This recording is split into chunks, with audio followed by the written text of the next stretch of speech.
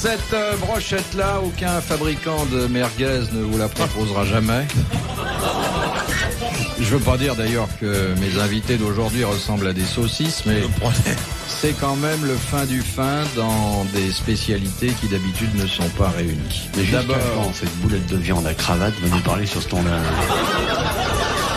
Mais il a pas ses lunettes et il a cru qu'il y avait Marcel Merguez. Moi, je veux bien faire la merguez, mais de Sévigné. D'abord, Merguez de Sévigné est remarquable. Les vend On l'empêche de parler. le plus musicien de nos comédiens, à moins que ce soit le plus comédien de nos pianistes, Darry Cole.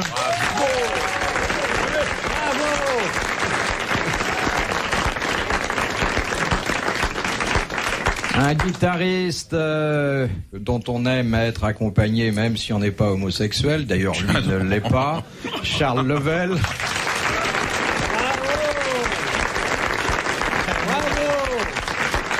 Il a débuté comme homosexuel, mais il a été à Lourdes alors. Ben oui. Ah, vous étiez au départ un peu... Non, j'ai beaucoup fait rêver les messieurs. À une certaine époque, j'étais très maigre.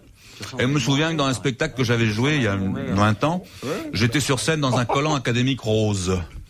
Et j'ai laissé des souvenirs assez hallucinants. Mais enfin, je n'ai jamais mangé de ce pain-là, si j'ose dire. Il y a quand même, vous avez quand même signé plusieurs textes de vos chansons. Vaseline déborde Valmore. Ah oui. J'ai surtout signé avec vous, mon cher Jacques. On a écrit une chanson ensemble? Non, mais je travaille avec vous. Voilà. On pourra en écrire une. Je vais signer sous votre bureau. Il faut dire, Level, franchement, c'est quand même le descendant de Montaigne, de Molière, de Rabelais, de la Boétie, et on le ressent dans ses textes. Je le dis et je le soumets à Kersozon, qui est... Attendez, laissez-moi présenter tout le monde au lieu d'engager la conversation. C'est votre émission ou la nôtre? On ne sait pas qui est qui, vous comprenez. Alors, Yolande, tu vas pas commencer à nous d'abord, engueuler. Ah, Morissette. Non, ni Yolande, ni Morissette. Non, c'est Fernande. Bon. Fernande, je veux bien. Fernande. Ça fait femme plus posée.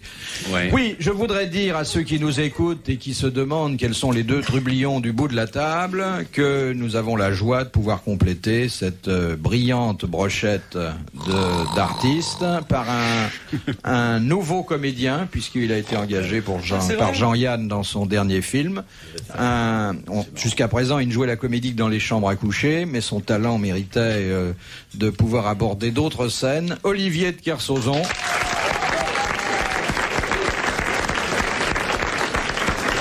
Olivier de Kersozon salue son public et lui présente ce visage que les auditeurs lui connaissent bien.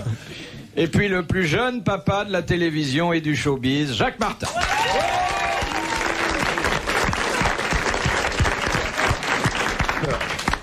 Bon, alors...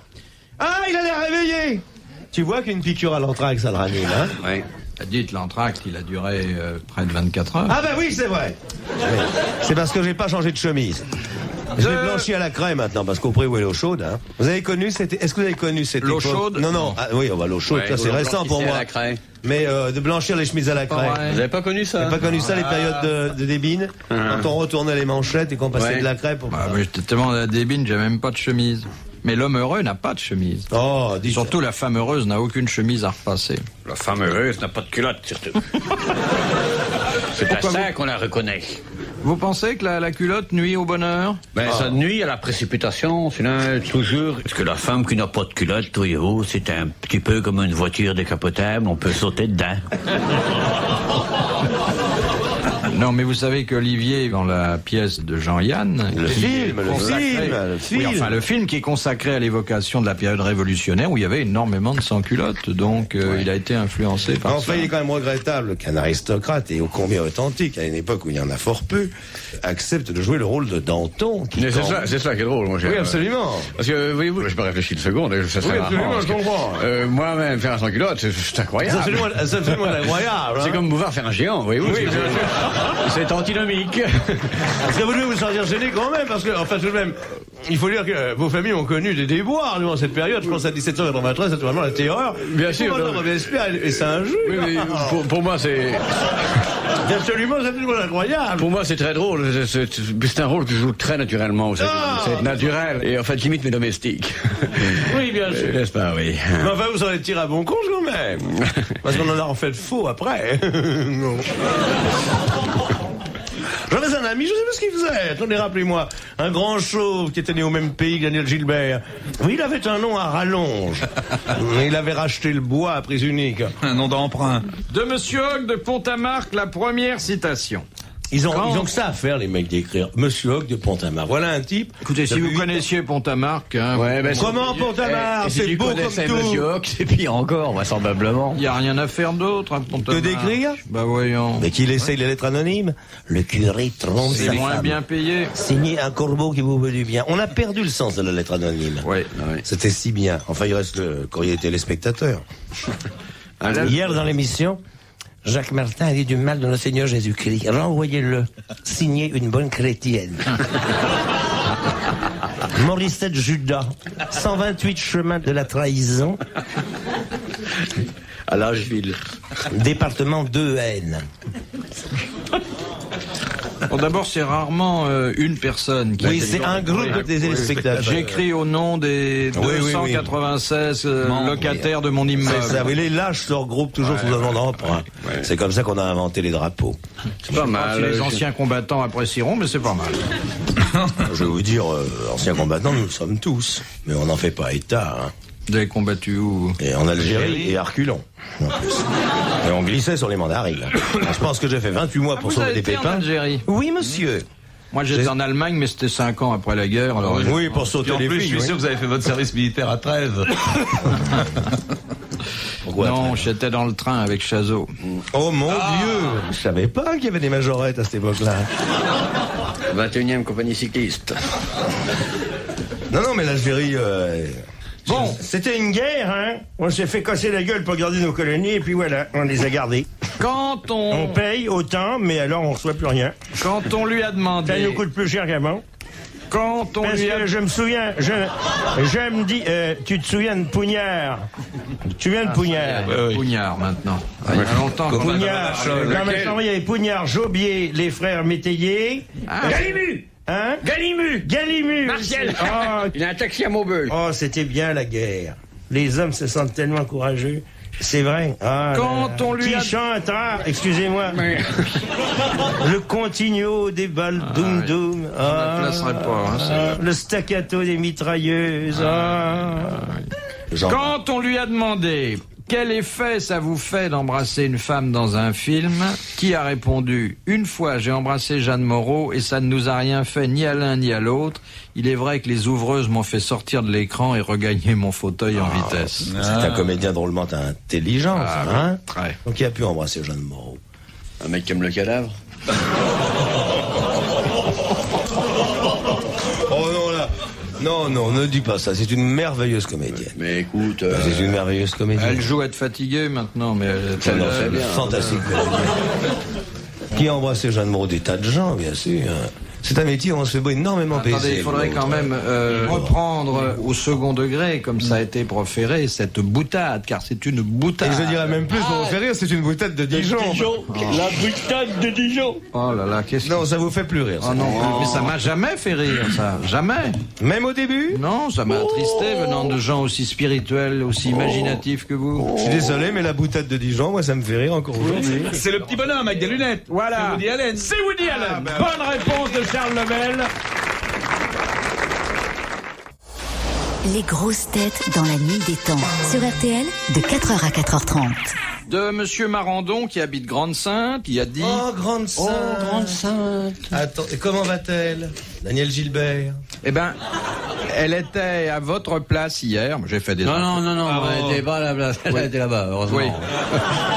J'ai fait désinfecter d'ailleurs, à tout hasard. Mais elle a été charmante. Cette légende de l'Auvergnat mal lavée, non. Non, elle est adorable. Ça veut dire qu'elle avait rien à dire et qu'elle a rien dit. Vous savez, depuis le 10 mai, elle avait raison de la boucler parce que ça lui coûtait cher de l'ouvrir avant. Pour Non, ma mère. elle était charmante. Hein. Bah, ouais. Je la connaissais peu. Et ben vraiment, C'est une de mes élèves, tu sais, je l'ai connue toute petite arrivant de province avec des knickerbockers. je l'ai découverte et recouverte aussitôt d'ailleurs. Ouais, dans le bon Il y a sens. des gens dans les grosses têtes qui parlent très peu et qui sont très sympathiques. Oui, c'est vrai. Exactement. Non, il y a une chose qu'on pourrait dire, c'est que pas profiter de l'absence des autres pour en dire du mal, hein, franchement. Vous vous rendez compte, on a eu 350 grosses têtes, et on serait obligé de dire chaque fois du mal de 346 personnes. Oh, ça nous dérange pas. Alors, c'est endémique, hein. La France est un pays qui dénonce. La citation, puis-je vous la proposer? Mais allez-y. Allez-y, ma puce. Allez-y, Georgette. C'est son rêve, la citation. Bon, alors, je suis la puce de l'un, Georgette pour l'autre, enfin, mettez-vous d'accord. Vas-y, mon amour. Je préfère, au moins on donne pas mon prénom. La question va être posée par Jurine de Fontencomble, de Paris 4. Qui a dit, de tous les interviewés, les hommes politiques sont les plus difficiles à interrompre parce qu'ils ne respirent pas au point, mais au virgule. Ça, c'est joli. Oui, ça c'est joli. Pi 12, Non, et bien observé. Léon Zitrone, C'est un journaliste de télé? Un journaliste de télé. intelligent. Français? Oui, intelligent et Intelligent. français. Français et intelligent. Il a fait le journal sur une chaîne? Non. Journaliste de Non. télé du Michel Honorat. 15e siècle. Ferniaud? Non, on a dit un journaliste, on n'a pas dit un avion à hélice. C'est le seul c'est à l'époque du réacteur, c'est le seul journaliste qui a conservé son nœud papillon, vous avez remarqué? Alors c'est quelqu'un que vous connaissez bien, qui est un ami de Jacques Martin, qui est sans doute un ami de Charles J'ai Lepelle. peu d'amis, hein. Tous mes amis me Qui détestent. est mais sûrement un ami de Daricole et qui est un de mes plus vieux amis aussi. Léon Zitrone, 1689-1811. Claude Darget. Non, c'est qu'un journaliste qui est toujours en exercice. Alors c'est un type qui a su trahir à temps. Non. Ah, oui, Mourouzi. Non. 1811-1623. C'est sa bague? Un journaliste, Non. pas un chef. Les chefs, ça c'est pas écrit. On le voit toujours sur les antennes? Oui. Mais il en abuse pas, il vient une fois de temps en temps, Ah, rarement. mais il reste longtemps. Doco. Non. Non, Tchernia. Non. Il était des débuts de la télé? Il n'était pas avec Branly dans le pilier nord de la Non. Tour Eiffel, non. Mais il y a 20 ans qu'il en croque. Donc c'est quand même un type qui a su passer les régimes Ah, c'est peut-être... sans se faire manger la banane. Il a été directeur de chaîne? Non, je crois qu'il voudrait bien, mais enfin pour l'instant... Il est gros. Pierre Desgros. Il est gros. Non. Il est maigre. Non plus, il est entre les deux, quoi. C'est un monstre alors. Vous regardez les émissions des autres? Ah, jamais, oh là là, s'il fallait perdre son temps. Bon. C'est un Français? Oui. Oui. Ah ouais, alors c'est pas Zitrone. Mais non, parce que c'est vrai qu'il est russe. Non, il est né parce que son papa était en déplacement là, mais il est pas russe. Et l'autre jour, il a battu Level à cause de ça. Ah oui, il a t'en voulu. Par un C. Oui. Citron. Non. Bon, moi je vois pas. Attendez, ça va être facile quand même. Antenne 2. 2. Antenne 2. Un type intelligent sur Antenne 2. Bon, je m'enlève. Je vous supprime. Qu'est-ce qui reste? Par un C. Une fois par an. C'est Stéphane? Une fois par mois? Une fois par mois. C'est... Stéphane Colaro? Bon, écoutez, on a dit la 2. Vous mélangez un peu les programmes, là. Mais enfin, c'est une offense pour la petite chose, là. Oh, tu crois?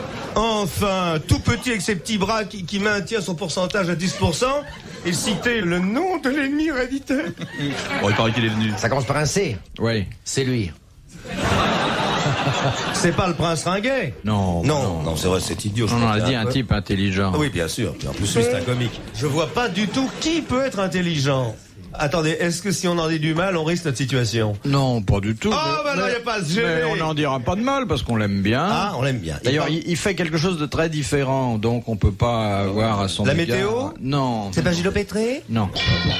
Ça, alors, je n'en reviens pas que vous n'ayez pas trouvé le nom de ce confrère. C'est un ami à eux, pas à moi. Je suis pas censé connaître ce mec-là du tout. Bon, vous applaudissez Monsieur Marandon de Grande-Sainte. Monsieur Marandon a gagné 1000 francs. Ah, que je suis bête, Ben oui, que je suis oui. bête. Bien sûr, homme brillant, intelligent. Vous avez C'est difficile, ça. raté une belle occasion de rendre vous un taire. hommage mérité à un talentueux confrère qui en plus ne vous fait pas d'ombre, qui est un garçon charmant, c'est Jacques Chancel. Oui. Ah oui. Oui, Jacques Chancel. Montagne pire. Qu'est-ce qu'il fait, Chancel? C'est un type très intelligent, il m'a interviewé pendant 2 heures. Vous connaissiez Chancel, vous l'estimez? J'estime Chancel. Monsieur, Bien qu'il n'ait pas la Légion d'honneur, je l'estime. Monsieur de Kersauzon, ça vous dit quelque chose, Chancel? Je l'ai vu une fois. Où? Chez vous. Ah bah oui, bon bah vous voyez. Mais moi, je croyais que c'était un joueur de cartes seulement. Philippe Bouvard sur RTL, 4h, 4h30, les grosses têtes dans la nuit des temps. Les grosses têtes dans la nuit des temps, en avril 1985, autour de Philippe Bouvard, Jacques Martin, Darry Cole, Charles Lepelle et Olivier de Kersauzon. Bon, dites, ça commence à nous coûter cher, vos divagations. Mais c'est pas tes sous, Yolande. Oh, elle veut faire sa ménagère. Elle est là à comptabiliser l'argent qui est pas à elle. Oh, c'est bonne avertie, elle a prêté le portefeuille, elle fait ce qu'elle veut. Yolande Bouvard est entrée dans notre société comme aide comptable en 28. En 1929, lorsque notre établissement a brûlé, voulant sauver la comptabilité, elle est entrée dans l'immeuble et a perdu un bras. Elle a reçu la médaille du travail et comme elle était inusable en bureau, on l'a pris comme contrepoids pour peser nos envois et nos colis d'emballage. En 1943, quand nous avons été bombardés, elle a perdu ses 2 jambes. Mais courageuse, elle s'est très vite remise sur pied. Et elle est là aujourd'hui au premier rang. Bon, eh bien, je voudrais vous faire signe de mon seul membre valide. Vous que vos camarades de bureau appellent spirituellement Bouboule, je dépose cette demi-médaille d'argent du travail sur cette poitrine bien méritée. Alors, pourquoi il a pas la médaille du travail, ça fait un moment qu'il bosse. De Monsieur Hogg de Pont-à-Marc, qui était le précepteur, on a mis le percepteur, qui était le précepteur de Télémac. Télépoche.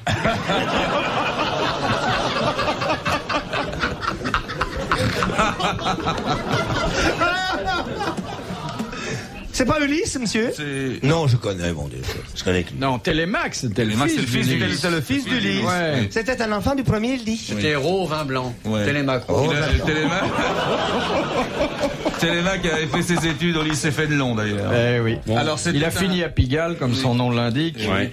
C'était un philosophe grec que connu. Mais bien sûr que c'est un philosophe grec. Eh bien, je veux dire que c'était un tellement bon précepteur que son nom est devenu synonyme de précepteur. Il faut dire que dans une tragédie qui est encore dans toutes les mémoires, mais encore. son personnage a été magistralement campé. Merci Trigano. C'est Néa. Le campeur de personnage. On ne jette pas ses boules sur le nain. On n'abuse pas de sa musculature puissante, con. Ce petit champignon. Oui, hein? Bon. Un peu de vinaigrette, Michroum. Alors le précepteur de... C'est un confident de tragédie, enfin. Oui. Un inutile. Narcisse. Non, il a dans l'intrigue un rôle important. Ramène. Il conseille, il aide le personnage à prendre des décisions. C'est dans du Racine. C'est dans du Racine. Oui. Ouais. C'est le confident de Titus. Non, c'est le précepteur. C'est le N'oublions confidois de pas. la duchesse du Barry. On ne gonfle pas ces objets caoutchoutés pour les faire éclater. On fait ça à l'armée, mais à ma connaissance, il n'y a pas de tragédie de Racine portant sur Télémac. Non, pas du tout. C'est un personnage secondaire, Télémac, qui à côté de lui a ce précepteur qui lui est primaire. Il n'y a pas de tragédie de Racine sur Télémac. Non. On va pas encore dépenser 1000 francs pour se faire... Bon, ben là, qu'elle est passée en vue. Je veux dire que quand vous avez quelqu'un qui Mentor. guide... Mentor. C'est Mentor. Mentor. Bonne réponse de Jacques Martin. Bravo. Mentor. Et je ne vois pas dans quelle tragédie de Racine il y a Mentor. Si. Fernande. Il a travaillé ça. Dans quelle tragédie? J'aimerais que vous la citassiez.